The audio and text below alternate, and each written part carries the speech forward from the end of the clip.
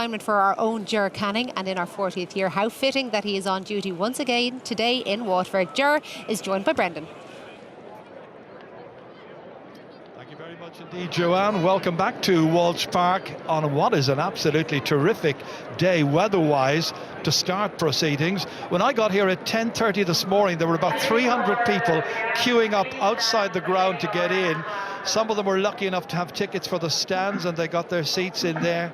Others were looking for spots near the perimeter fence before the action. Our own Avian.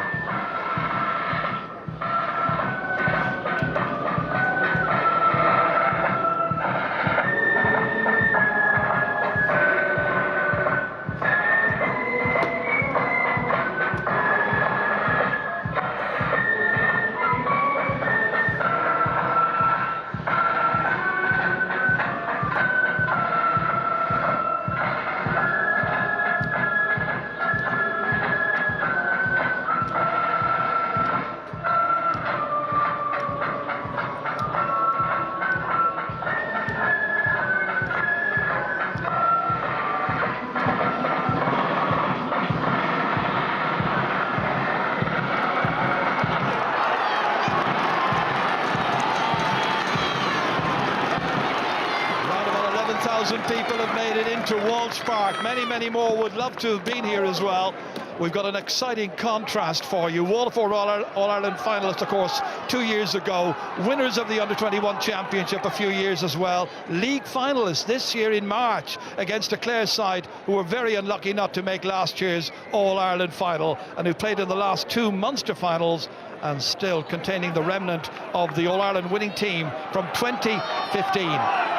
Referee is James Owens, about to get match underway, and away we go. Tony Kelly straight away taking control of things here. Knocking it forward as far as Colm Galvin wearing number 6. It's going to be interesting to see exactly where he does play. We know where Austin Gleeson's going to figure, and that's the first score of the match.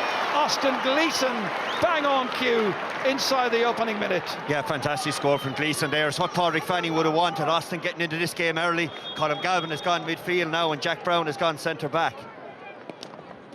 First puck out of the day then for Donald Toohey, looking for Diarmuid Ryan, who switched across from left to right. Picked up instead by Philip Mahoney, who's gone across to Mark Ryan. Trying to make some headway in the middle of the park here is Mikey Carney. Mikey, who had a very good league campaign, fouled there by Jack Brown. Brown's gone out to pick him up. It's going to be interesting to see how the marking alignment will work out. We're having a look across the field at the moment just to see who's on who. Tony Kelly right now being picked up there by Tig the Brune, or Tig the Burke, I should say. That's exactly though what Waterford will want. They'll want the ball in front of Mikey Carney to turn and take on Jack Brown like that and try to use his legs. Fouled on that occasion. Stephen Bennett is the one who takes the opening free here, an opportunity to add to the point they got earlier on, but he's missed it.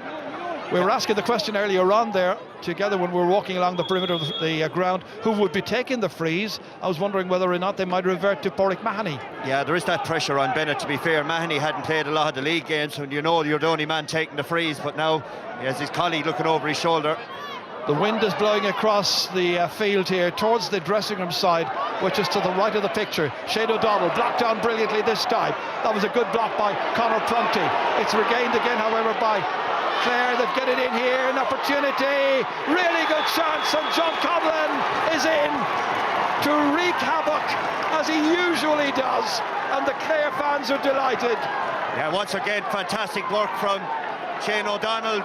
Turns over Prunty and left inside all on his own. So was John Conlon to go past Stephen O'Keefe and had the simplest of task of putting in the net. But how many times, Ger, have we said it about Shane O'Donnell and his work rate? Picked the pocket of two Waterford defenders who had pushed out and gave Conlon the opportunity to stick in the net. What a return for Shane O'Donnell and for John Conlon. Both of them returning to the full forward line for Clare. They've made a great start here. Jack Brown getting it across. Over towards Tony Kelly it comes. Held off here, looking for Shane Golden. On to Kelly again, about to be challenged there by Austin Gleeson. Played back in here smartly into a two-man inside forward line. Goalkeeper required to come out and do his job. Stephen O'Keefe chased there by John Conlon. Not the greatest or longest of clearances, but it might work out. And there's a foul there, at least there looked to be a foul. on Philip Mahoney, but the referee allows play to continue, and in the end the decision is going to go Clare's way. Yeah, again, there's Dermot Ryan again. Waterford will want to play short coming out from the back like that. The pass to Stephen O'Keefe wasn't exactly 100%, but you can see the desire and the commitment for the Clare forward line to turn them over early. They're trying to get on him. You can see Dermot Ryan in around it. Tony Kelly there as well. Big win for Clare early on, just to give their supporters a bit more of a fill-up. Peter Duggan is the one who's going to take it. The regular free taker, usually so confident, usually so accurate. Fine start by him. Well, that's a very good return by Clare. Waterford goes short to Noel Connors, out here into the middle of the park, to the man who's expected to dominate proceedings in there, Jamie Barron.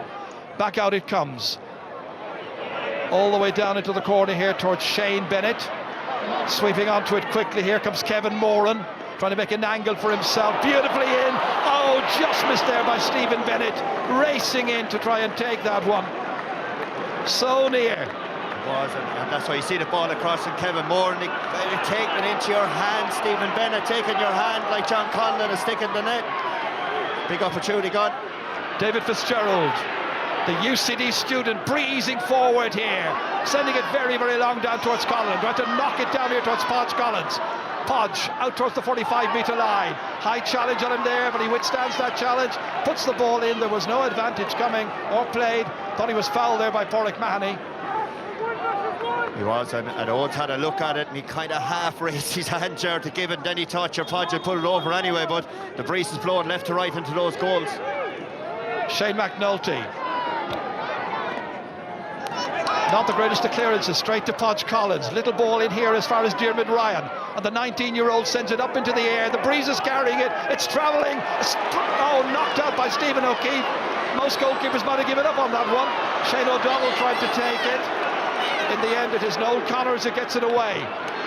Clare probably feel that they might have the better of Noel Connors with that particular duel involving Shane O'Donnell. But Noel Connors is a wily character. Yeah, and Clare will actually feel the same. You know, they're inside there. They have Shane O'Donnell and John Conlon. They're staying inside. Up the other end of the pitch, you have the two Bennetts inside as the two poachers, and everybody else goes out around the middle, try to win ball to feed it into them. Jamie Barron from 4 Mile Water, all the way down towards Stephen Bennett. Knocks it forward, but not terribly far. Collected instead by Colm Galvin. Out here as far as Dermot Ryan, inside his own 65, lays it off as far as Tony Kelly, off his left side as per usual, high up into the air and beautifully over. Kelly the scorer, another one for Clare. He found a huge amount of room there inside in the middle third of the field. In front of us here, Kevin Moran had backed off his marker Dermot Ryan, which left the overlap in there and gave Tony Kelly space to run into. Well, we've gone 6 minutes now, and Waterford looking for their second score. They've had a couple of near misses, but they need a score. Maybe here. This time it's Conor Gleeson sending it in and over the bar.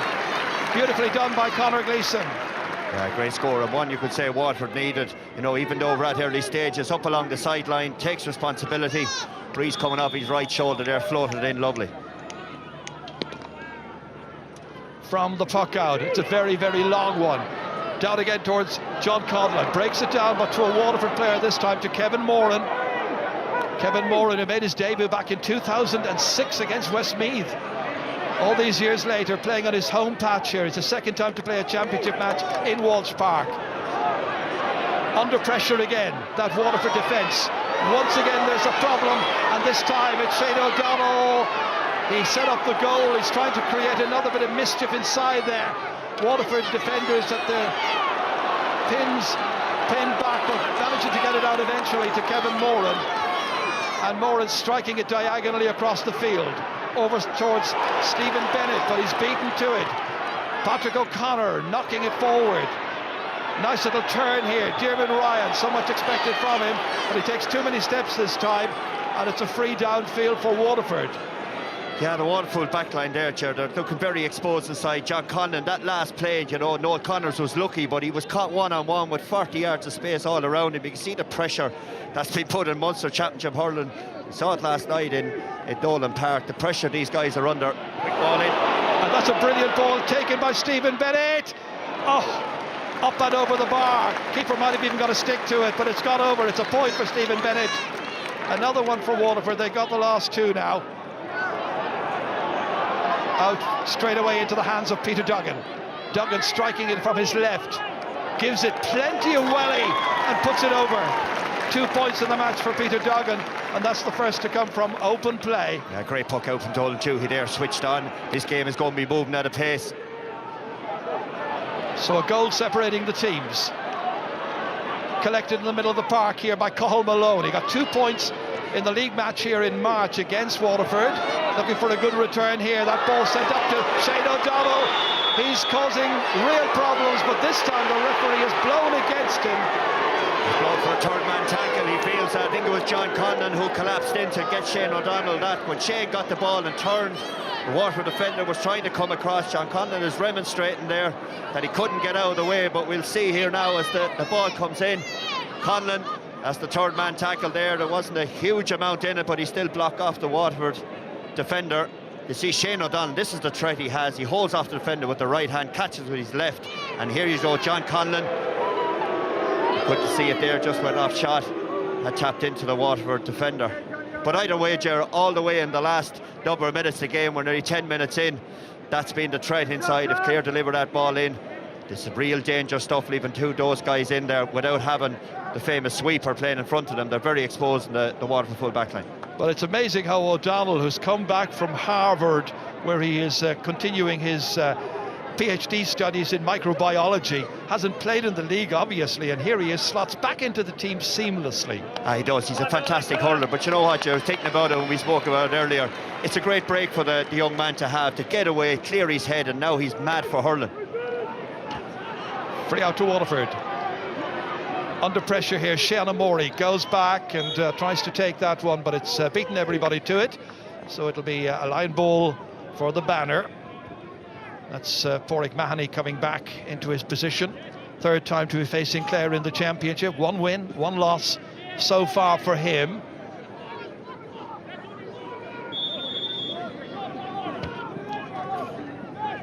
Crowd spilling out right onto the perimeter here. It's been a magnificent atmosphere from early morning in Waterford. Something they've looked forward to, having their own home matches in the round-robin series of the Munster Hurling Championship. Under pressure there was Cathal Malone, helped out eventually by Jack Brown, and eventually Jack Brown fouled by Shane Bennett. Free out. It was interesting there, Joe, just off the camera. Taika Burke was followed Tony Kelly into the Clare half of the pitch there, which is very unusual. They're just trying to work it out when Clare had possession. They want to push up, but I would have thought Conor Gleeson would be the ideal man to follow Tony Kelly all over the pitch. Donald Toohey taking it, landing it down into open space over here. Race for possession. Won there by Kevin Moran, now 32 years of age. Little hand pass back as far as Shane McNulty. Down along the line it goes. Battle for possession once again involving Stephen Bennett there and his marker. Jack Brown goes to ground, gets up again quickly, and they take it away through Patrick O'Connor. Back out as far as David Fitzgerald, about to be challenged there by Peter Hogan. Another one of the debutants in today's match. Too many steps taken. So that's going to be a free to Waterford. And a very important free as well, considering the first one was missed by Stephen Bennett, and it's a tricky enough angle out over there, and especially where the flow of the game has been going, even though they're just 3 points down at this stage, Waterford, but they do need to get a bit of a foothold. One of the things that Clare are going to have to be very, very careful about, that was a technical foul there just a moment ago for overholding, but fouling in the general sense is something that Clare have got to be very careful about, because Stephen Bennett got 14 points the last time these teams met. That time there's no problem whatsoever, and it's put beautifully over the bar, and once again it's Austin Gleeson. Yeah, quick thinking again. The restarts for Waterford, Pádraig Fanning, obviously is a huge amount of work on it, whereas line balls are frees, they're very, very alert. 2 between them, and we're in the 13th minute of the first half. Very lively contest so far. Donald Toohey playing his 12th championship match here. All the way up. Intended for Tony Kelly, won instead by Noel Connors, who got that ball out into the middle of the park. As far as Mikey Carney, challenged by Jack Brown. Carney goes again. Touched back and touched away this time by Jamie Barron. Out towards the far side. Carried on here well. In real trouble over there. Ball lost. Clare have it back. It's Podge Collins. Real helter-skelter stuff. Picked up in the end by Pádraig Mahoney, then blocked down. Next time it's the turn of Peter Hogan. Hogan has two men after him. They put him off, maybe, because he's put the chance wide. There was intense pressure on Hogan that time. It was. I counted 5 Clare defenders tracking him back there. Was always going to be hard to get the strike away. Pádraig Mahoney threw the ball open to Forrester Hurley. He should have just recycled it. That's a third wide already by Waterford. A couple of players have ended up on the deck in the middle of the field right now. Last man to pick himself up is Podge. Yeah. His dad, of course, Colm, was managing the Clare footballers last night. They had a narrow win over Waterford. Clare are bunching in the middle of the field there in front of us. They've got 4 attackers lined up to leave space on both flanks. Waterford defenders trying to stop them and check their runs. So once again, it's Donal Tuohy, straight down through the centre. The breeze carrying it maybe towards the right. Shane McNulty went up for it. Lost there. There's a loose player inside for Clare. It's Podge Collins, if they can get the ball forward towards him. Colin Galvin in the thick of it all. Jack Brown is the one who's actually played the number 6 position rather than Colin Galvin. Galvin's much more forward. Hand passed out that time by Philip Mahoney for Waterford. Dragged forward there by Austin Gleeson. Out it comes as far as Mikey Carney. And Carney, with the referee signalling that he wants to stop the game. There is a player from Waterford down injured, and the referee is got a call across one of the Clare players. Yeah, David Fitzgerald got into the tangle, I think, in the middle of the pitch there with Austin there, as Austin flicked it on. It's a hard one for the defender. It's very hard to stop your momentum through, but Austin, to be fair, is winded on the ground there in front of us. Well, Austin would be a big loss, and David Fitzgerald incurring the wrath of the referee early on here, so it looks like being a yellow card for him. First of the match for the player who plays his hurling with Ina Kilnamona. Yeah, he ran into him all right. He definitely could have avoided him there as he flicks the ball by. There it is again. Yeah, he left the shoulder on Austin there. Hopefully Austin will be all right. He's a tough lad, so he'll be okay. But more importantly now for Waterford, they have a freeing opportunity to put just 1 point between the teams. Austin Gleeson, who's already got 2 points in this match. He got 5 brilliant points, in fact, back in March when they met here in the quarter-final of the National League. That was an easy win by Waterford on a windy day. It's much more benign today. Standing over it is Stephen Bennett, the older of the 2 Bennett men starting the game. Straight over. It was one of the better miss-hits he's going to have now, you know, but anything that gets it over the bar to get his confidence going. Waterford now pushing up on the Clare puck out. So just a point between the teams. Clare still leading by the minimum.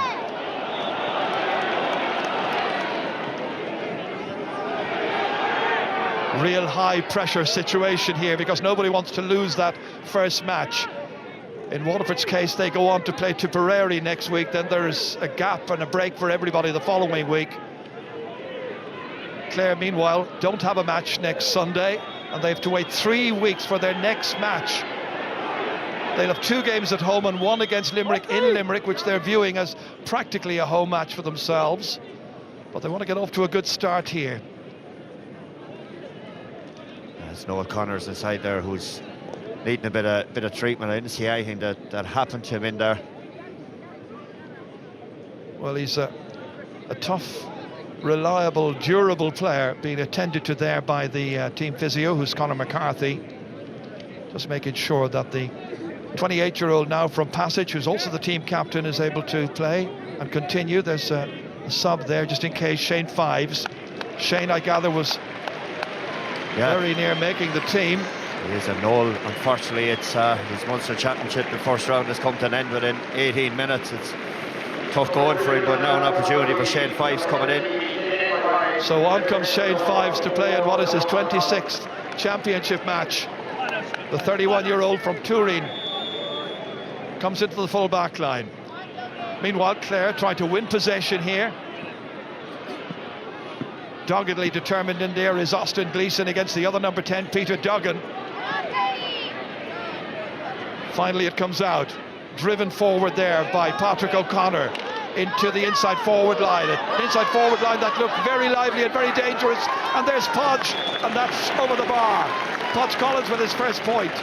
Yeah, I like what Clare are doing here today, Gerard. The ball is going in front of Conlon. The two buzzy bees, we'll call him, but Podge and Shane O'Donnell are working around him. You can see Podge coming onto the break, and it's a fantastic score. So it's Clare by 2.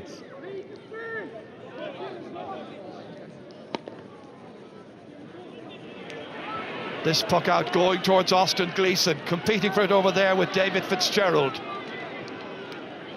From the stalemate, picked up by Shane Golden. Back in once again it goes. Clare not doing what they were doing earlier in the season in the Alliance League, playing through the lines ad nauseum, rather going direct into that inside forward line. And it certainly has been paying off. Stephen O'Keefe, his goal has been under much more pressure.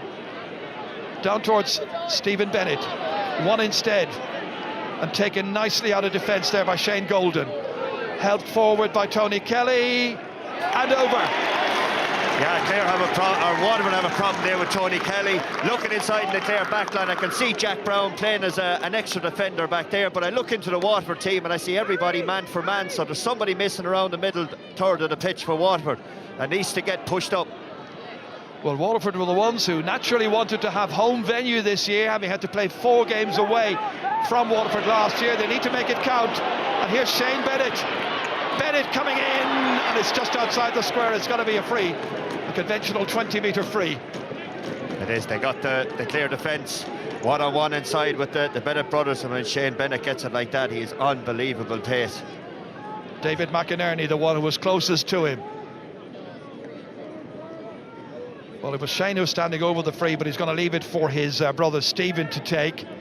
Another brother, Kieran, who scored a goal, of course, in the All-Ireland final 2 years ago, is also on the bench. So Waterford, having already had to make one change because of an injury to Noel Connors, replaced by Shane Fives, get this shot and chance over the bar. 3 for Stephen Bennett, closing the gap a little. Early stages in this match. Ball knocked out nicely into the middle of the field to Shane Golden. They carry it on, Clare, but they lose it then.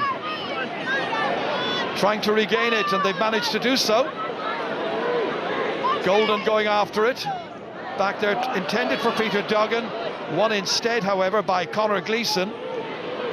Down to Stephen Bennett, causing many, many problems over there for Patrick O'Connor, or whoever is meant to be picking him up from time to time. This time he's arguing the toss with Johnny Ryan over there, the linesman. Boric Fanning, the Waterford manager, first year in charge. They're claiming that Stephen Bennett was being pushed out over on the line. That's a bit of the conversation that's going on there. You see there, coming across, it's not a major amount in it, but I think he's given now a line ball to Waterford. And Austin is standing over it. Well, it was a clumsy challenge with 2 players basically coming together, and eventually Patrick O'Connor just about fell over him. Austin Gleeson's got to take this. Player who missed last year's championship match in Ennis. Up into the air. Has it got the direction? Not so. So another one has gone astray, and that's wide number 4.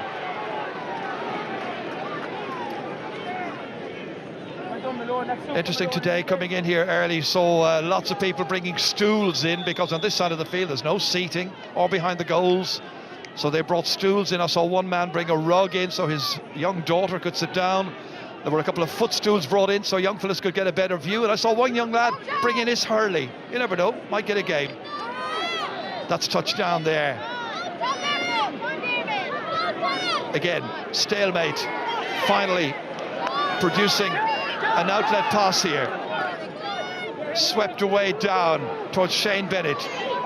That time hit down by Pádraig Mahoney. Won by David McInerney. Man from Tulla, out as far as Cathal Malone. Cross towards Shiana Mori.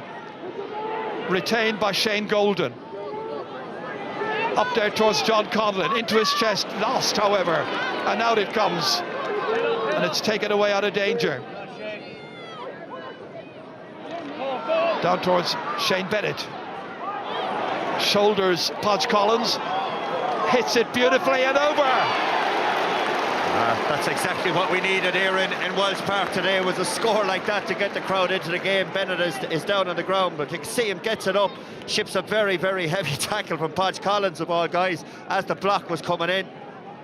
Got his strike away, fantastic score. Well, he had the strength and he had the wherewithal to complete the movement and put it between the uprights.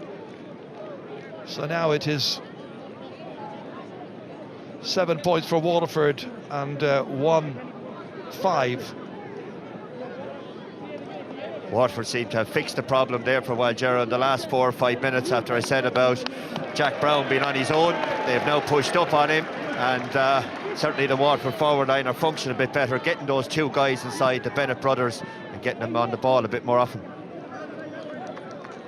So Shane is okay, and play can continue eventually with a puck out. There is another injury. Quite a few of them today. Pitch is in very, very good condition, by the way, and full credit to everybody responsible. That's Philip Mahoney, who's been attended to over there. 4th time facing Clare in the championship. Interesting, actually, he's only scored 3 points ever. Now, well, he's not expected to, is he? He's a half-back, but the 3 points have always been against Clare. There's Noel Connors missing the rest of this match because of injury. Big loss.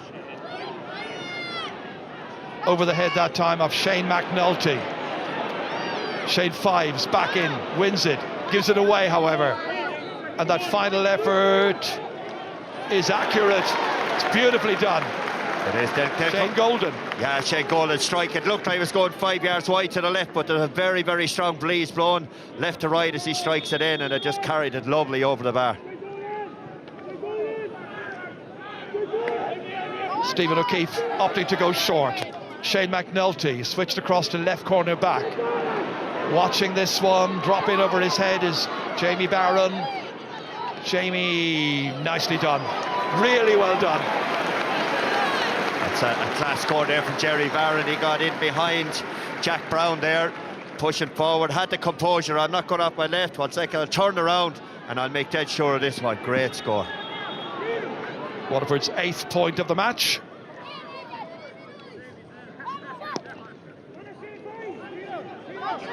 Shane O'Donnell racing, won it.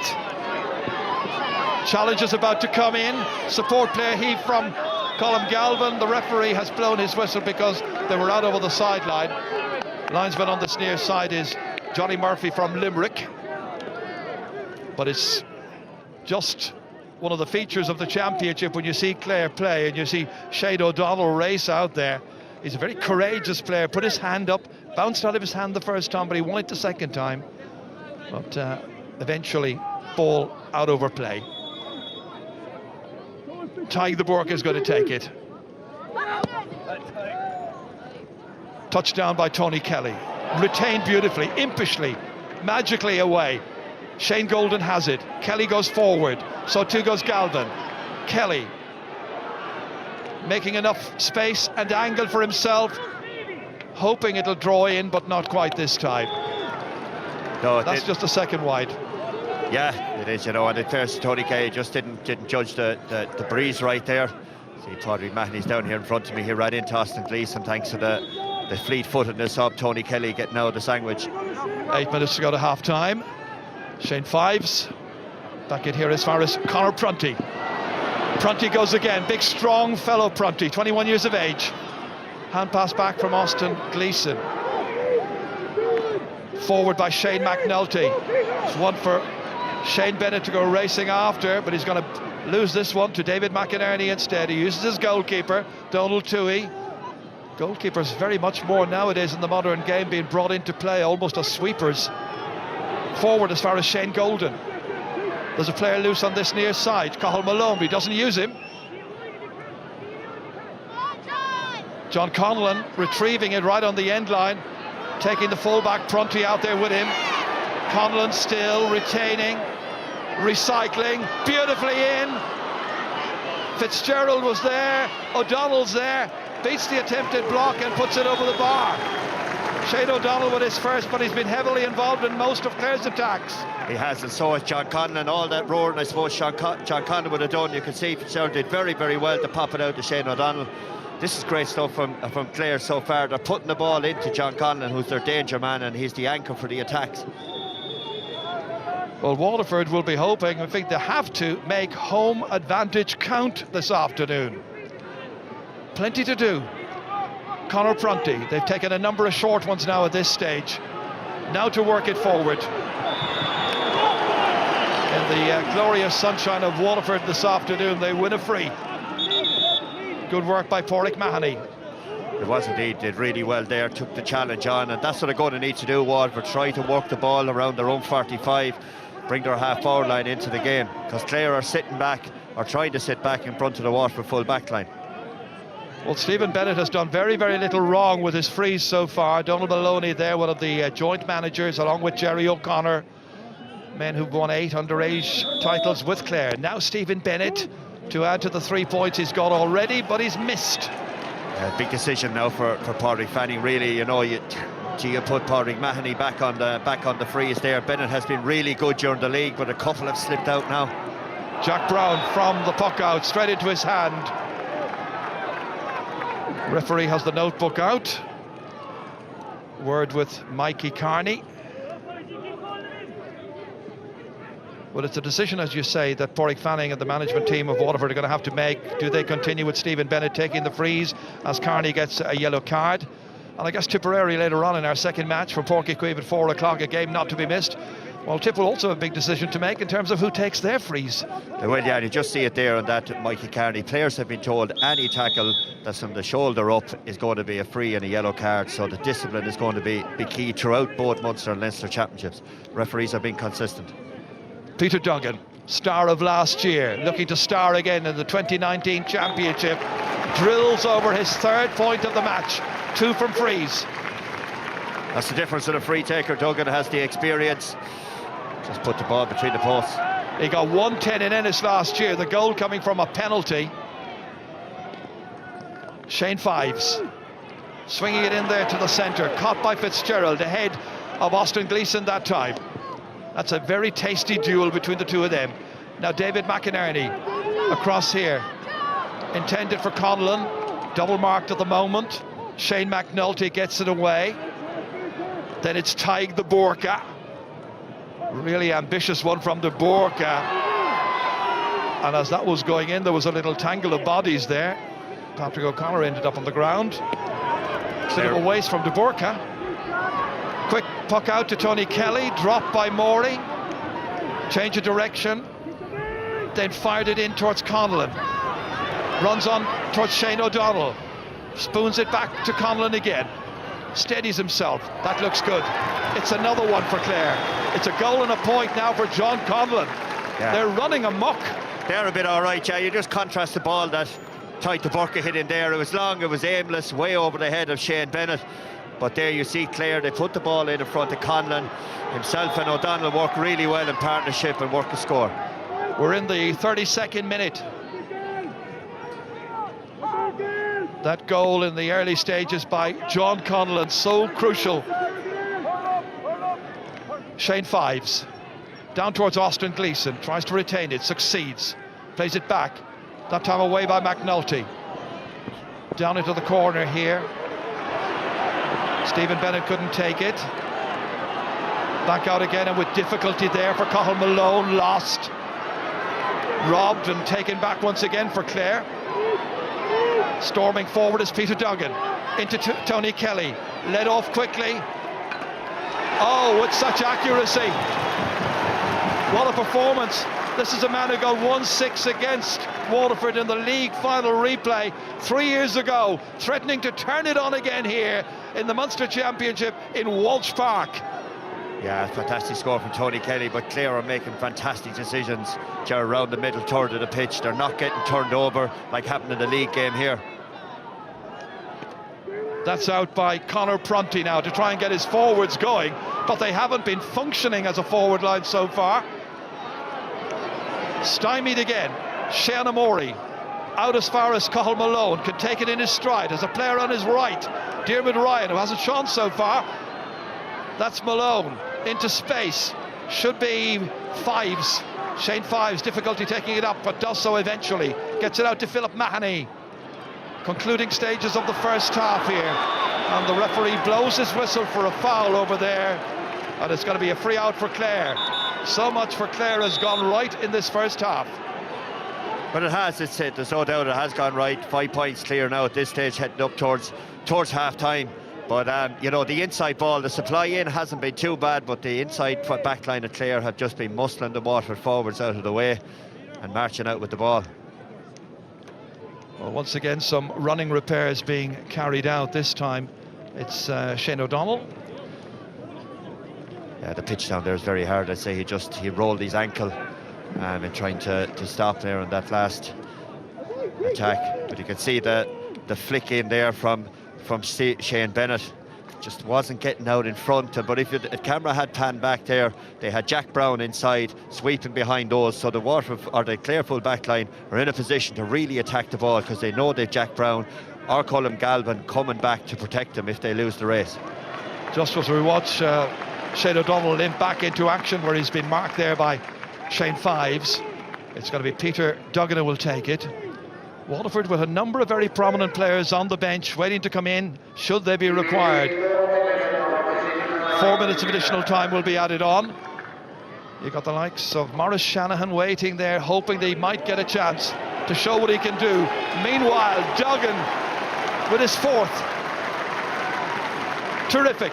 That is a fantastic score. To judge the breeze from that far out is just an amazing skill, you know. Clare with the last 5 points in the match.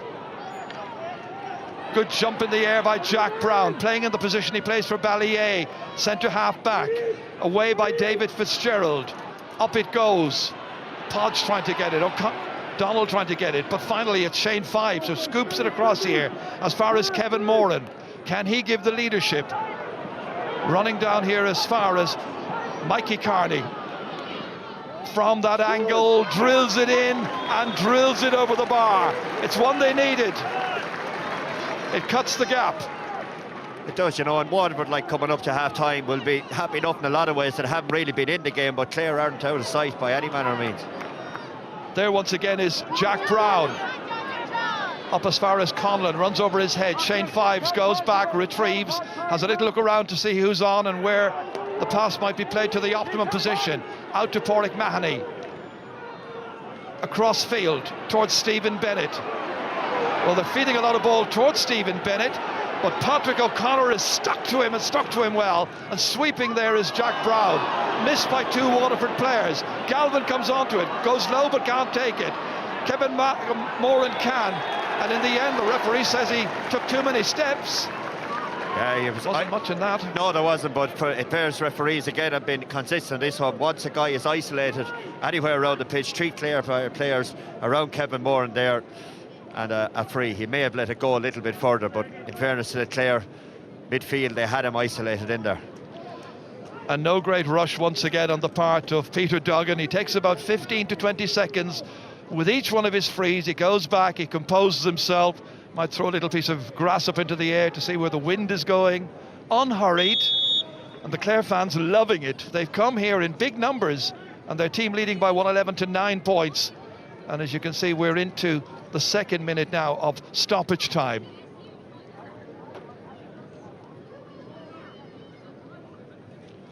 From his own 65-metre line, which means it's 85 metres from the target, whips it in with a quick whip off the post and over the bar. That's the second one that's come off the post. Tony Kelly had one earlier, but again he judged the breeze just about to perfection. Well, it means there is a gap right now on, what is it, 6 points between the teams. That's Jamie Barron. Can he influence the match a good deal more? He's going to have to. He's got a second point. He's got to get Waterford going, because they've allowed Clare to dominate and to dictate for most of the opening 35 minutes. They have, and the man that's lying across the middle of the field there at the moment as well, Austin Gleeson. They're going to need him to get into the game an awful lot more. Stephen O'Keefe put that puck out down on top of him. When he goes to the hand, he's ahead of everybody else, and at first they got onto the break on that occasion. But to get a foothold here in this, Waterford are going to have to get a foothold in that half-back line, in their own half-forward line, because Clare are just working the ball through the lines there, and it's killing the Waterford full-back line with good ball in front of Conlon and Shane O'Donnell inside. And in terms of there we are again looking at that last incident, in terms of what you may need to make a Munster final. Last year Cork and Clare finished with 6 points. Third place went to Limerick, they had a point less. So you've really got to be winning 2-3 matches out of 4. Yeah, the home games are key, there's no doubt about that.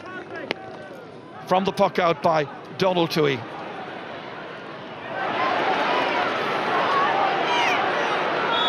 Lots and lots of pressure being applied there by tying the burqa, and eventually the referee deciding that some of that pressure was just a little overzealous. That catch there from Duggan, holding off the burqa with his left hand and catching with his right. All those time inside in the gym for the strength and conditioning, it was just fantastic. Well, the strength and conditioning teams are very interesting. For Clare, you've got their strength and conditioning is Kelvin Harold, who's done a marvellous job, and it's Stephen Barrett who's in charge of the strength and conditioning for Waterford, and he's also across one of the teams in the Tour de France. Peter Duggan has now got a 6th point, so 2 late points per team, but still 6 points the margin. It probably more reflects the balance of play now as the referee calls the ball at half-time. Clare deserving to be 6 points there. Clare got off to a flyer with a goal by John Conlon in the early stages here. They've sent the ball in repeatedly into their forward line, and the Clare fans are certainly the happier of the two here at Walsh Park at half-time, where the scoreboard reads Clare 1 goal and 13 points, Waterford 10 points. We'll be back with analysis right after this.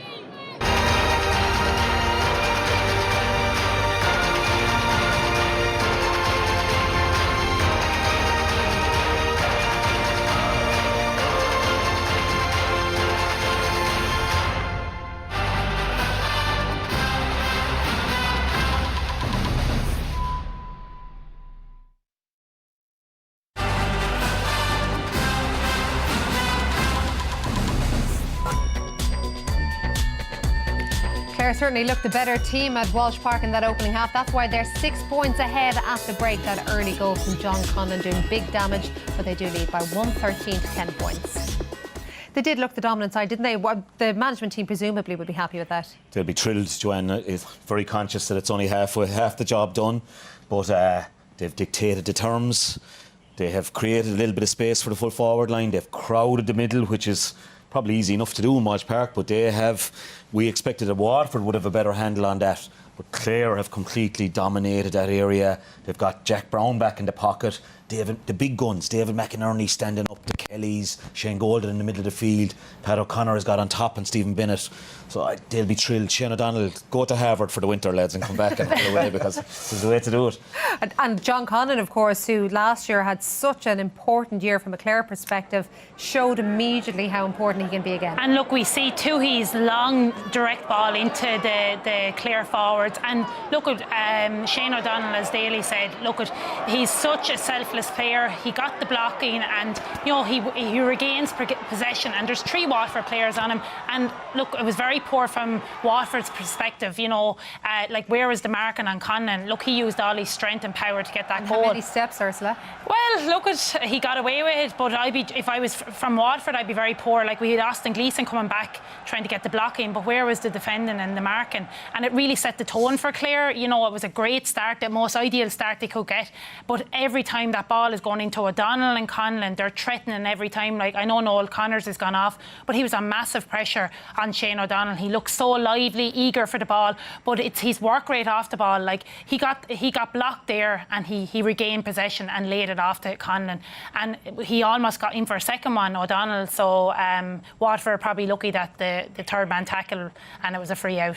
We counted 9 steps, by the way, in case you're wondering. But look, it doesn't take you to tee up that Tony Kelly is going to have a massive influence in any game. Now, you were teeing up more the link that he had, but once again, he had such an impact.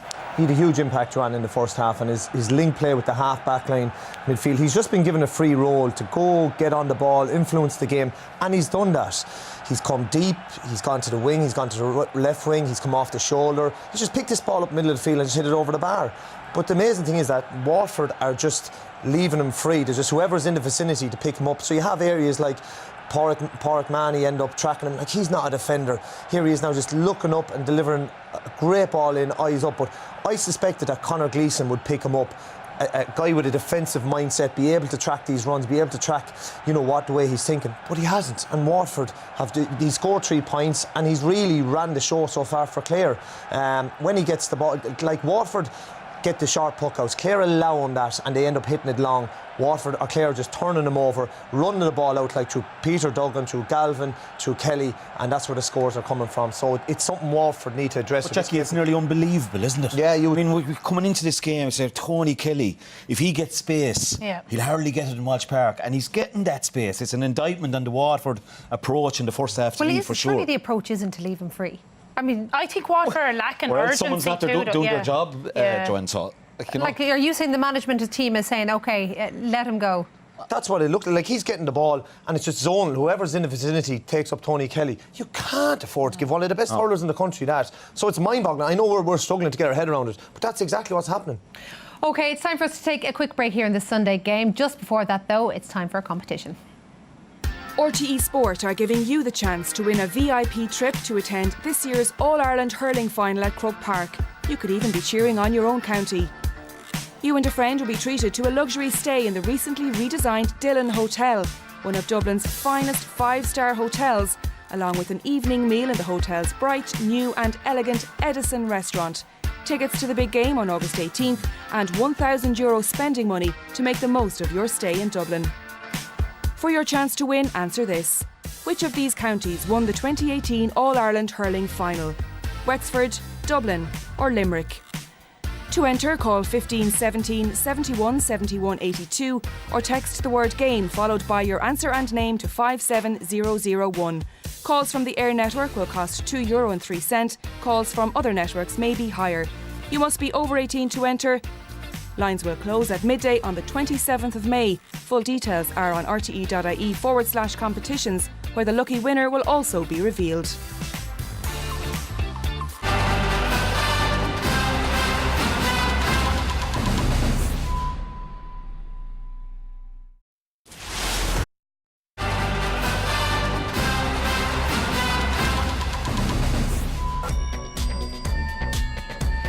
You can see further analysis and highlights of all of the weekend's games in the Hurling and Football Championships on the Sunday game with Des from 9:30 on RT2.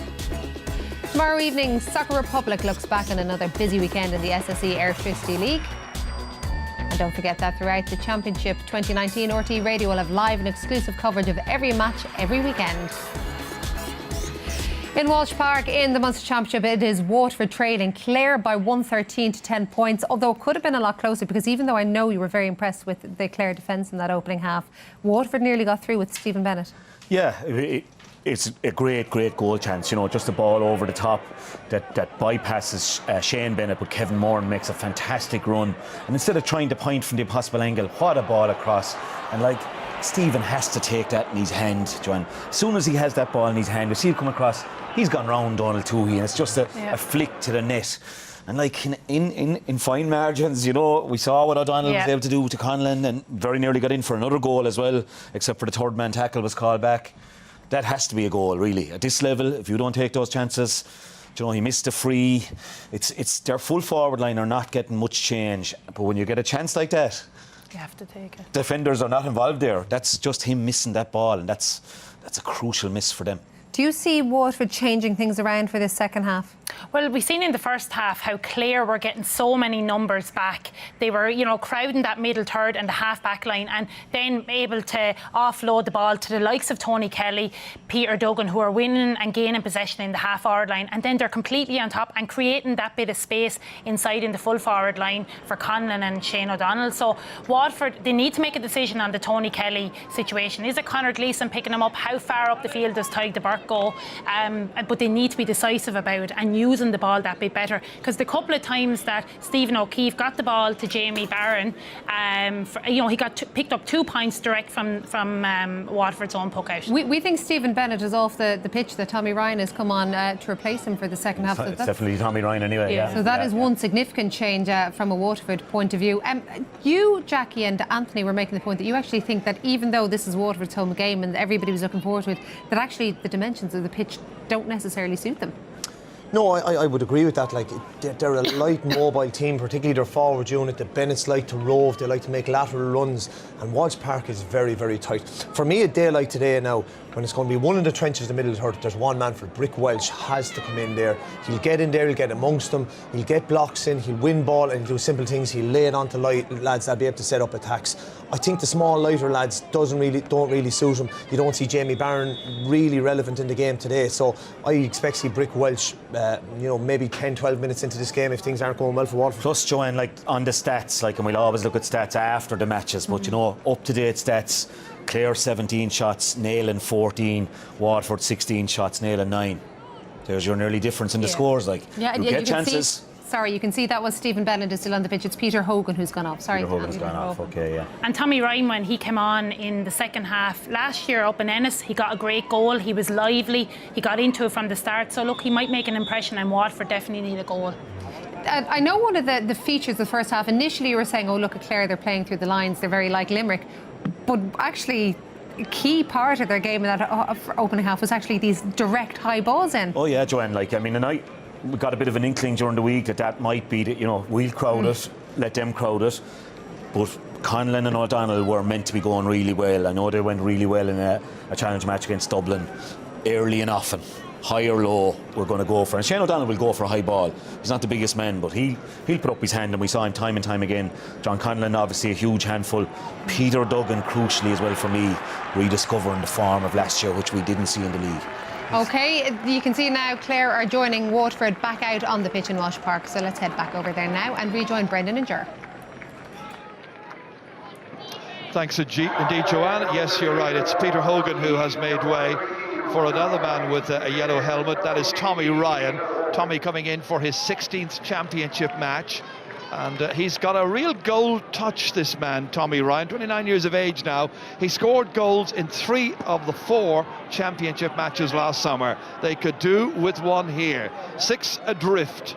And the Waterford Hurling people and their sponsors, they've been launching a competition, bringing 2 Daysha fans back from anywhere in the world to see their game against Cork. And it's a competition which you might check out. Second half gets underway.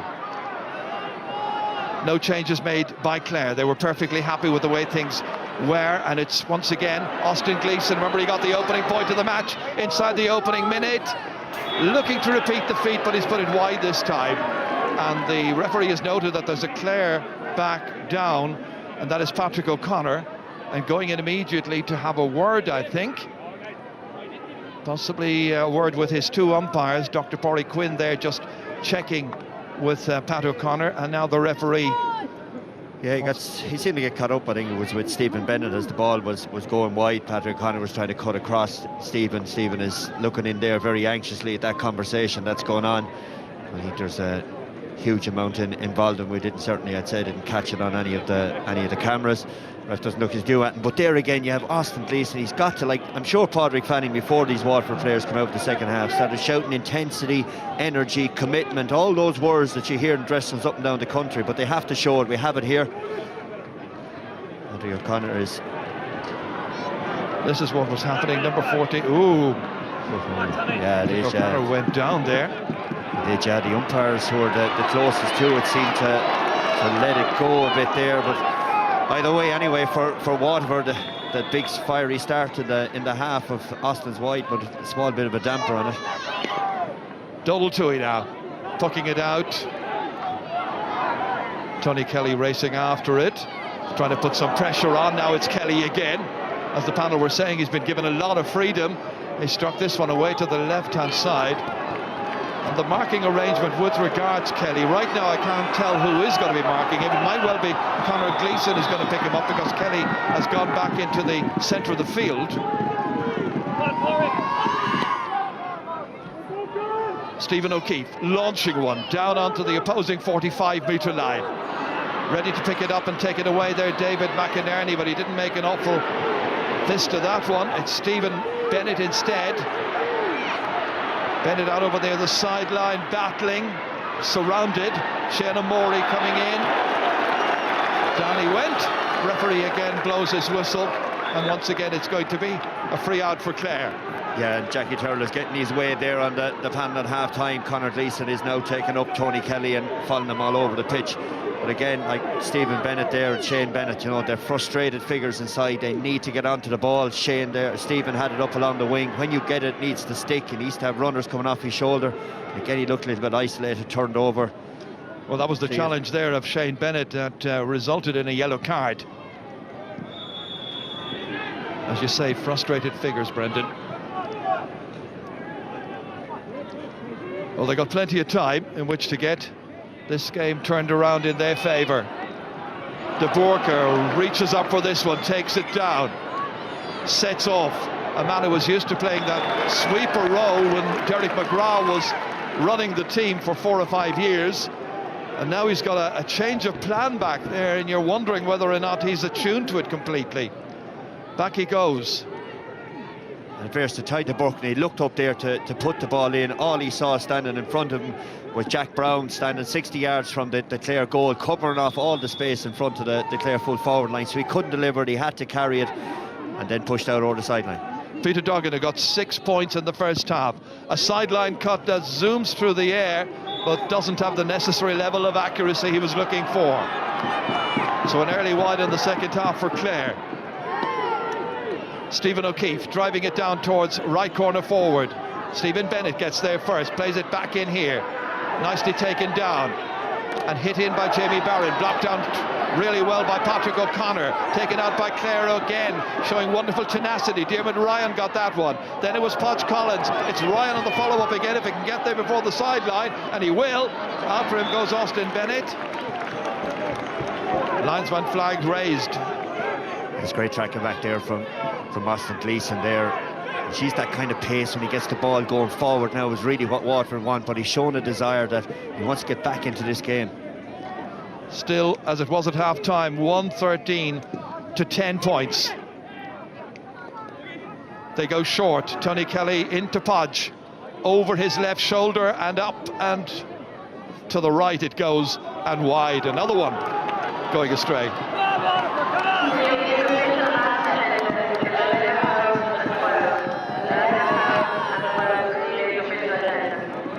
From the puck out here, Waterford trying to make some inroads. Once again it's Pádraig Mahoney. Mahoney scampering away. Tony Kelly goes after him, zigzagging this way, and then the little block, and who came in? Nicely stolen back by Tony Kelly, a real star. But this one should be gathered in here neatly by Shane McNulty. In as far as Conor Gleeson has Philip Mahoney available. Takes it around Podge. Controlled here by Kevin Moran. Looks up, blocked down well by David Fitzgerald. Great commitment being shown by players on both sides, as you expect. Austin Gleeson, back out it comes once more. This time it's Ty de Boerke. And de Boerke has a whistle in his favour this time, and it's going to be a free for Waterford. Yeah, much better from Waterford there, much more composure in possession, just to pick the right man. With the ball in isn't on, you have to go sideways. They're shown for a little bit better in the half-forward line. That man near shot there will be a little bit happier now that they're secure in possession and are getting a little bit smarter with it. Once again, it's Stephen Bennett who will take this one from Ballysaggart in his 6th season playing in the Championship. From right in the middle of the park, breeze blowing away towards the right-hand side, catches it and sends it over. A 4th for Bennett. One he needed as well, Jerry, you know. I mean, he hasn't been a major amount in possession in general play. I think you'll see a lot more of it now. Waterford, you can hear the crowd, they're starting to get behind their team. There's something to shout for. So it's 113 to 11 points. Galvin returning with interest and putting it over the bar. Former under-21 hurler of the year, Colin Galvin. The first score of the second half for Waterford. Left all on his own there, unchallenged, and he fired it between the uprights. So they go point for point. Still that little gap maintained by Clare. Peter Duggan wins it back. drives it in, but I think he knew immediately it wasn't going to hit the target. Stephen O'Keefe able to begin the counter-offensive, or at least he'd like to think it's the counter-offensive. Well, that was a little bit slack. David Fitzgerald coming on to it, and eventually there was an arm around Philip Mahoney there, the arm of John Conlon. Down he went, takes the free himself. Stephen Bennett getting there ahead of his man, who is Patrick O'Connor from Tupper. Bennett makes an angle, sends it beautifully inside that left-hand upright. Another one for Bennett. He's got the opening 2 scores of the second half for Waterford. Yeah, it's more like it now for Waterford, right? Bennett used the fact that Patrick O'Connor was so close to him to roll him and get up along the sideline, so you can see the confidence starting to flow through his veins again, and that's exactly what Waterford need. Clare look like they're considering a substitution on the far side of the field. Meanwhile, it's on as far as Diarmuid Ryan, then to David Fitzgerald.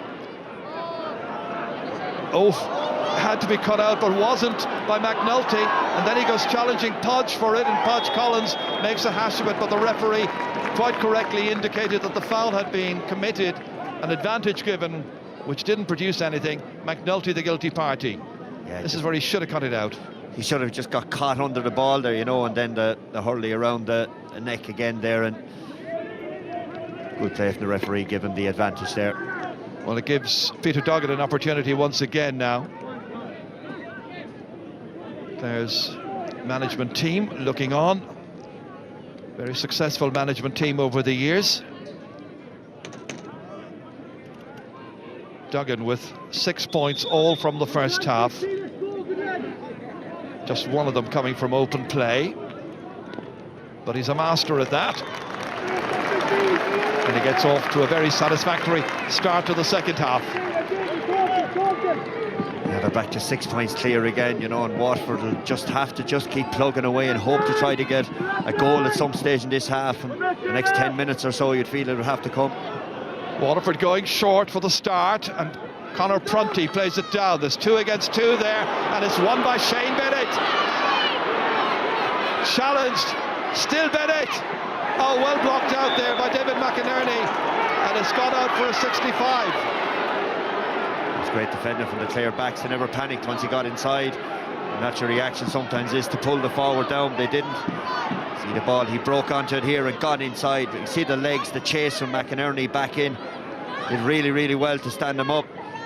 The hook came in, and they're claiming that it looks like it was a 65. Well, the 65 is the end result anyway, and once again Stephen Bennett going out to take it, taking over completely the free-taking duties this year from Pádraig Mahoney, who was involved for a long time with Ballygunner's fine run in the All-Ireland Club Championship. Nicely done. 3 for Bennett at the start of the second half. You can see he's got more confidence in him, Ger, too, the way he just arrowed that ball over the bar, similar to what Peter Duggan's doing the other end, and the Waterford crowd now are responding. Well, Waterford fans and their management team will believe it is possible. There were 6 down at half-time, but they will still believe that home advantage can be turned in their favour. Towards Peter Duggan, this puck out, competing there with De Borca. Eventually Waterford emerging with possession, and the result, the referee signalling him free. Yeah, much more intensity there, we'll say, on the breakdown. When Ty De Borca got his legs over the ball, he was fouled, but there was much more Waterford players eager to get in, eager to help and to recycle that ball up the pitch. So the 23-year-old Stephen Bennett once again will take this. Man who scored 2 goals and 3 points here against Clare back 2016 in the Under-21 Championship that year. There was some Waterford Under-21 team. They just blitzed everybody that year. Won by huge margins. Is it going right? Is it going the right way? It's gone over the bar. He's in a rich vein of form right now, and the Daisha fans are feeling that the match is turning around in their favour. 4 between them. From the short puck out here by Clare, it reaches Sheanamori. Up to a 2-man inside forward line, led by John Conlon. Lets it run off his hand to Shane McNulty. Stephen O'Keefe's under pressure here. They're all under pressure. And that time it was Philip Mahoney going down. Waterford protesting that there should be a free in Waterford's favour. There were 3 Clare players surrounding him there, making it all very, very difficult. Taj Collins putting his weight around again in there. It's just a trailing hand. I thought first of all when I saw it first he might have caught him with his shoulders to Hurley first into the face guard of Mahoney as he went in to try to do something to stop him coming out with the ball. Pretty unnecessary challenge anyway, and a yellow card for him. There were 3 players there from Clare and just 1 Waterford man, Philip Mahoney. So he wasn't really going to go anywhere in a hurry. The end result will be a free for Waterford. Early stages of the second half in the 13th minute. Waterford medical team over there making sure that their man is okay. Conor McCarthy and Kieran Daly, who's the doctor.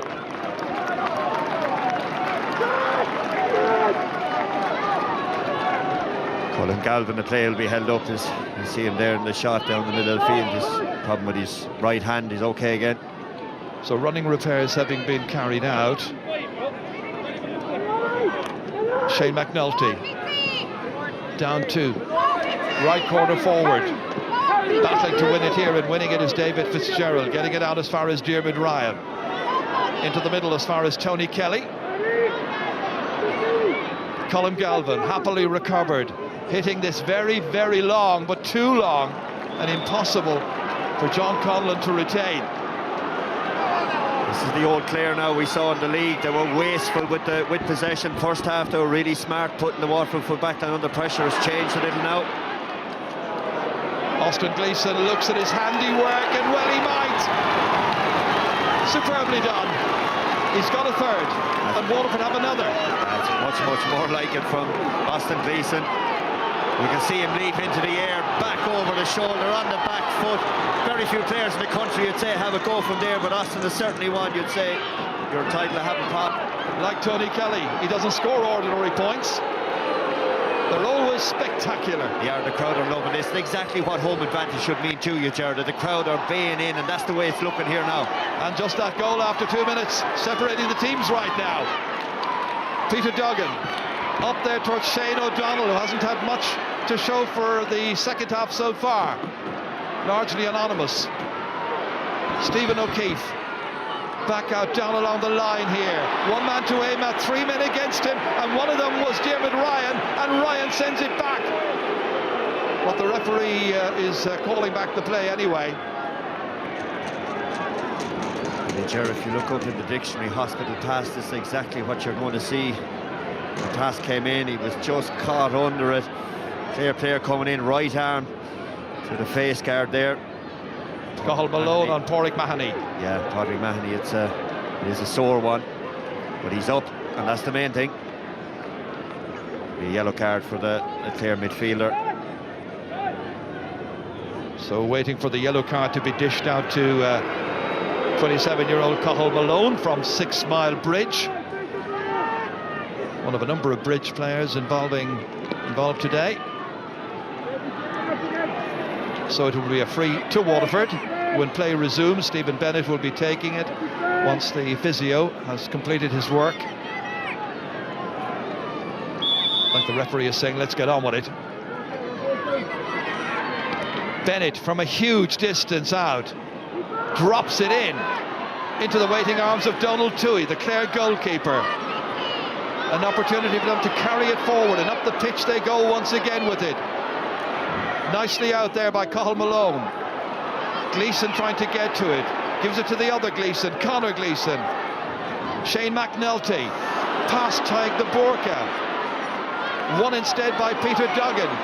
Duggan sending it back here as far as Cathal Malone, who was involved at the start of this move. Brushes off the challenge of Stephen Bennett. Sends it in there towards John Conlon. Trying to break it back out here to Shane O'Donnell.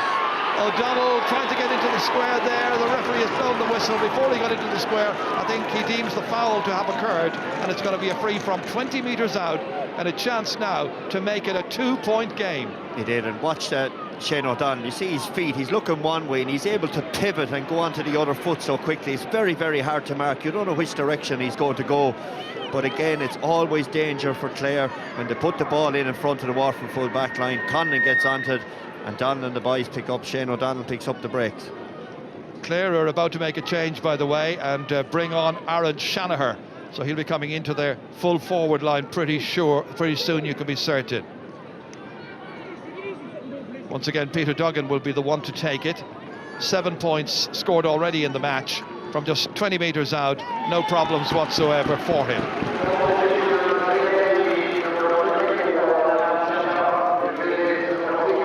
So Shanaher comes in, and the player going off is going to be Podge Collins, who got that yellow card just a few minutes ago and didn't have the most effective second half, and we're now some 18 minutes into that.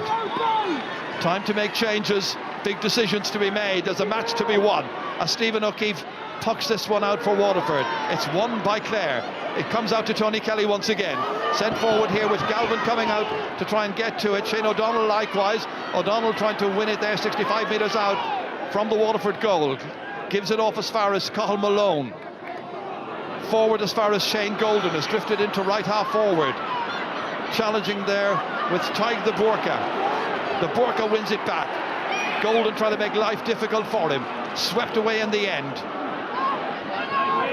Real clash of bodies over there. They wait for it to try and come up for somebody in there in the thick of it. Mikey Carney, Kevin Moreland's there as well for Waterford. When will it come out? It does eventually. And Waterford have it. And there's a chance to steal it forward here to Mikey Carney. Austin Gleeson there as well. Gleeson against two Clare players. Down he goes. Referee wants to bring the play back, I think. Whistle's been sounded anyway as it hots up here at Walsh Park on what is already a lovely, pleasant, summery afternoon.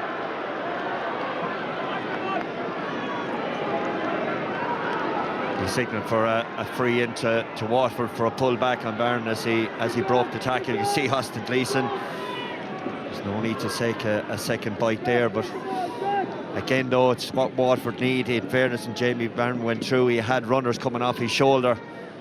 And it's that desire and willingness to try to push forward is the key. And Padraig Fanny, I'm sure, is giving instructions to the new bodies coming in. And when you get the ball, you need to run at him, you need to create overlaps. So once again it will be Stephen Bennett as they look to make another change over there with number 20 Jack Prendergast about to come in. Meanwhile, Bennett gets his 8th.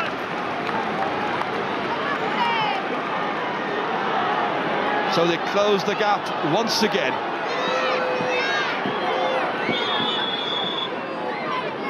Jack Prendergast, one of those about to come in. Patrick Curran also, I think I saw over there. Player of immense talent. Mikey Carney has it. Sends it back down once again here. Intended for Shane Bennett. We haven't seen very much of Shane Bennett in the second half so far, 20 minutes in. Yeah, he has struggled to get into the game all right, and the fresh legs coming in might see his exit, especially with Patrick Curran, who plays on the inside line. So the changes are about to be made. First of all, it is Jack Prendergast from Lismore coming in place of number 8, Jamie Barron. Well, maybe the dimensions of the pitch didn't suit him today, but you know, we've regarded him as perhaps one of the best midfield players in the country right now, and has been for the last number of years, an all-star. But off he goes, and coming on as well with number 25, and that is Patrick Curran. And the player we think going off will be Shane Bennett. There he is.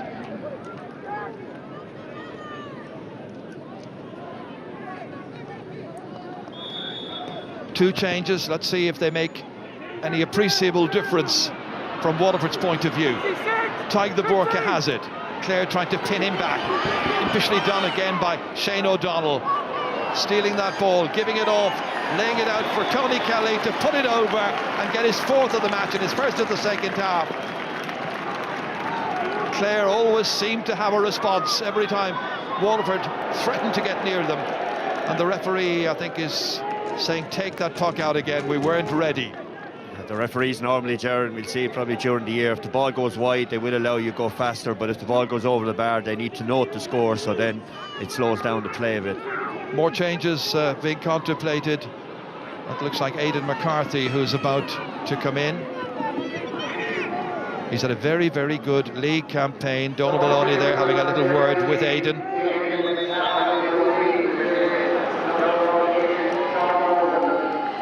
And Shane Golden, the one going off. McCarthy from Ireland's fittest families from a year or two back. And he's a terrific young, mobile and tenacious hurler, as we've seen in the Alliance League campaign.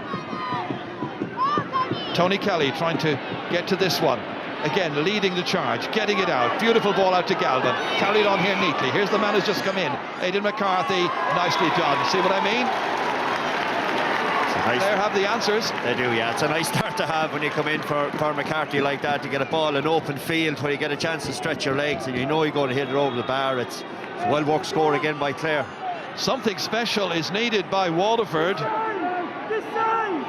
They had closed the gap significantly, but now they've got an enormous amount of work to do again.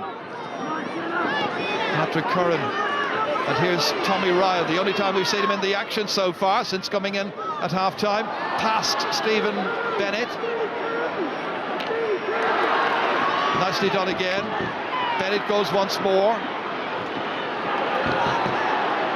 Again, Clare able to come away with it there. Wonderful intensity. It is, and that's going to be the frustrating thing tonight for Waterford and the supporters they go home. That intensity, that cut, that fever pitch as you'd have expected, it's not really getting it out on the pitch, and the crowd are mad to get involved, but they've not getting major to shout about. The Clare supporters are up. I'm sure there's not as many Clare people here as there is Waterford, but you can hear them going mad because they're chasing down Waterford to forwards all the time, getting turnovers. There's Tony Kelly here receiving treatment, so Clare supporters will be hoping he's okay, but they are bringing the fight today, Clare, for me so far. Even when Waterford got back to 3 points, and Waterford are just struggling to respond to that. You know, Brenda, from the time that Waterford got the nod to have their 2 matches at home in Walsh Park, there was such a buzz and expectation about these 2 games, the next one coming up against Limerick in a few weeks' time. I just wonder, have they been unable to play the occasion? And that's maybe something a factor. I know they're an experienced bunch and there's still time. Let's see what happens. That's gone wide there. And you're right, Gerard, there still is a lot of time left in the game. Like, there's 10 minutes left in it, and hurling makes us all very stupid if we start writing off teams, but at the same time it's a big leap at the moment to see how Waterford are going to get back into this unless Clare make an error. O'Keefe short to Prunty and then to take a return. Now let's see if this one will stick. Can they make inroads? Waterford have to do so. Otherwise, serious danger of losing their opening match in this year's round-robin Munster Championship. Forced back by Clare. Sheer drive, determination, courage as well from these Clare players, trying to get that ball and win it and take it back out again. But it's won here instead by Philip Mahoney.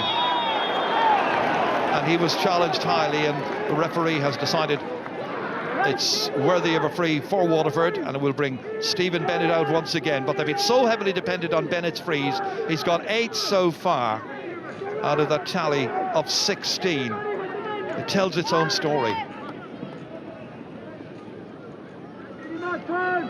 Thoric Fanning in pensive mood, I'm sure disappointed with the way it's gone so far. Again, maximum care, but this one drops short. So that doesn't even produce a score for them. And it comes back out to David Fitzgerald. Should be the Borkas. He's going up for it. He catches it well. One of the great leaders of this team. Prendergast. Philip Mahoney laying it on here for Austin Gleeson. He's got 3 points, but they need much more. Much more. Gerard, that Ty de Burke has done really well in the second half, since he hasn't had the confusion of what to do with Tony Kelly. He's really played really well there at centre back and that half back line. Well, there's another good 10 minutes of the match to go when you take in the added time and so on.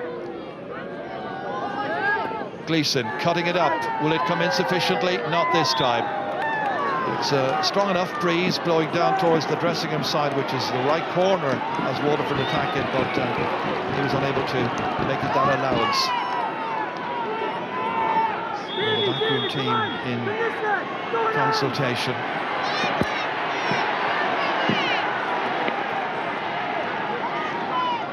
From this Clare puck out up towards John Conlon, touched away by Prunty. David Ryan onto it quickly. Conlon again. And then the challenge onto Prunty, but Prunty manages to get it out here. Chance now to get it down there. Jack Prendergast. Tommy Ryan's ready in there. Stephen Bennett's in there. David McInerney instead, but the referee has decided he was pushing his man in the back and he's going to give a free in. Roger, it was good supply of ball in there. And he was out in front. Bennett. Mr. McInerney, you can see it coming in. He had left hand on the back and it felted and went down and got the free. Well, the last thing Clare want to do now is give the ball back quickly to Waterford, but Waterford, with time ebbing away, need to be in a real hurry, and the referee, I think, is going to bring the ball into a more favourable position right in front. Would you possibly think in terms of going for a goal here? It was Austin Gleeson taking it, yeah, but I'm not so sure about Shane Bennett. Well, 118 to 16 points, make it 17. For Stephen Bennett, yeah, but it's probably worth a shot, maybe, to be fair. Waterford needs something to spark him.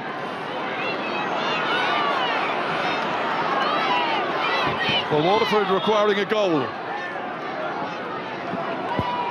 Clare looking to deny them. Clare have been the better team so far. Donald Toohey up towards Conlon once again. This one breaks back and Shane Fives is in a little bit of difficulty here, but he shows good composure and helped out there by Shane McNulty, another man in a white helmet. Back out to Kevin Moran, the big De La Salle man in his 13th season playing in the championship. Oh, he overhits this one, intended for De Borca, given to Kelly. Cardinal error, punished emphatically. Of all the fellas, you could see Kevin Moran, as the ball left his hurley, his heart sunk because he thought it was down Tony Kelly, that man there in the shot coming onto it. You see his eyes there going, oh no. Fantastic score from Tony. 119 now to 17 points because of this. More changes made by Clare, and Ryan Taylor comes in place of Diarmuid Ryan. And that's a debut for him. Both players made a debut today.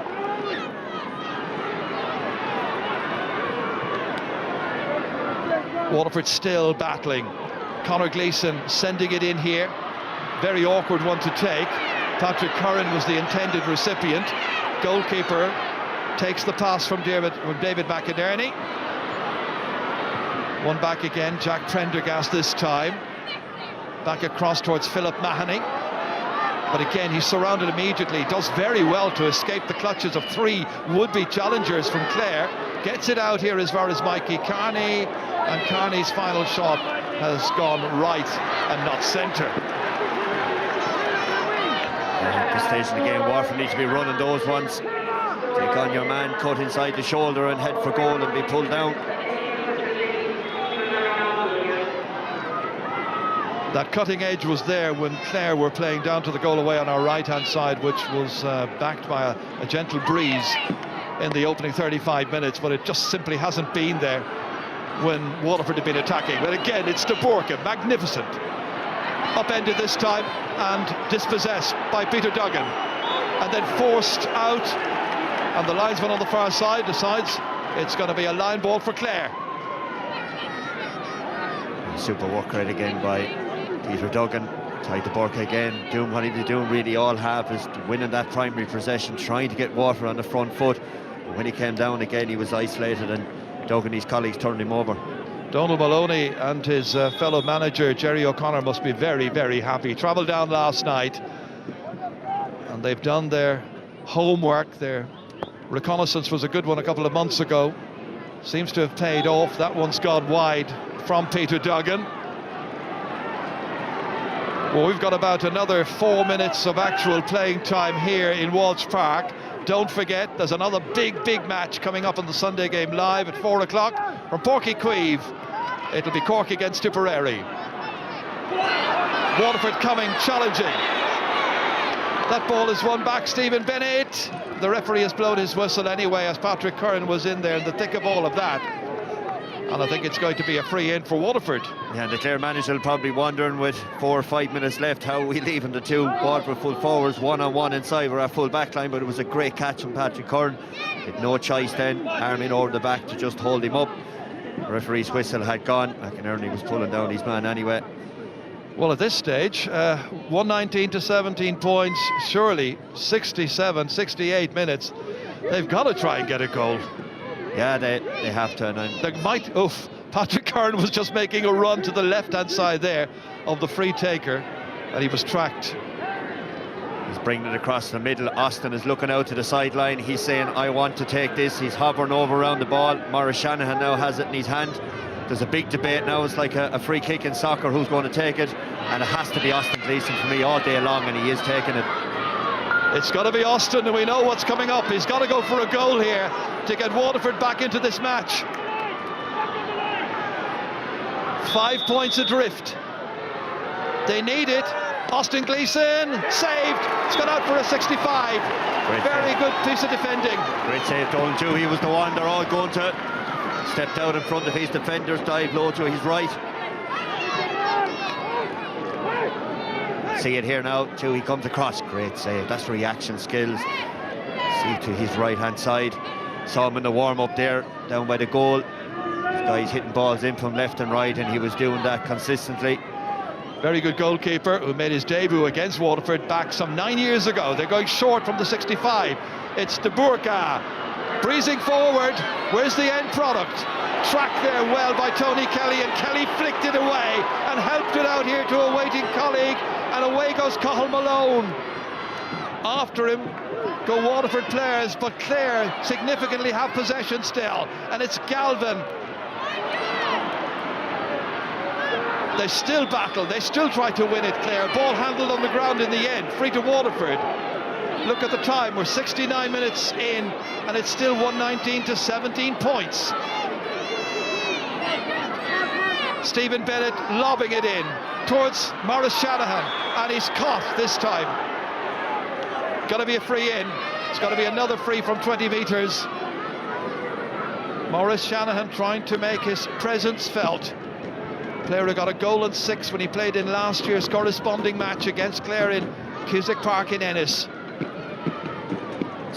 Stephen Bennett has won the rock, paper, scissors inside to see who takes this one next. To be honest, Jerry, you know, he may stick in the roof of the net, but for me it's Austin all day long. So here we go. After this, it's a case of how many minutes will be added on. The fourth official is ready to tell us. Bennett! Oh, that one has gone over the bar. Went off the stick and up and over. He's got a 10th point, but it's not much good at this stage. 5 minutes of added time. Still possible for both these teams. Clare have owned this game, you could say, all the way through. You'd say they should be out of sight now, heading back up on the bus, but they're not. There's still 4 points is all in it. Worried faces on the sideline, the Clare mentors. Certainly are worried faces. Waterford have been given a chance. Kevin Moran. Out here it comes. Tommy Ryan. Lobbed in towards Shanahan. Wins it. Turns. Puts it over the bar. And Waterford fans will wonder, why wasn't he on earlier? Suddenly there's a big presence in there. I think he was injured in training last week, and that's one of the reasons he didn't start. Clare players looking around at each other now, wondering what's going on, what's going to happen next. They need to get clean possession. And they've done so. Nicely caught here by Jack Brown from the puck out. And it's a free in. He swung back to Hurley on Stephen Bennett as he was coming out. Jack Brown, it was careless as he was going to give the ball away. We'll see it again here in a second. He slapped back to Hurley. It's got to be a free in at the end of all of that. Stephen Bennett ready to take it. Jack Brown, the one who committed the error, and has put further pressure on his colleagues back there from Clare. A match they should have won comfortably in the end, but now they're hanging on. And Bennett's got an 11th point. And we've now got a 2-point game here. Clare 1-19, Waterford 20 points, and we've got another 3.5 minutes of the additional time still to play. Donald Toohey, an important ball to collect here, and Clare have collected it, and it's Tony Kelly, who else, up into the air, just hit it instinctively, but he also hit it wide. Still two between them. Now can somebody from Waterford get a ball around the middle third and show a bit of composure?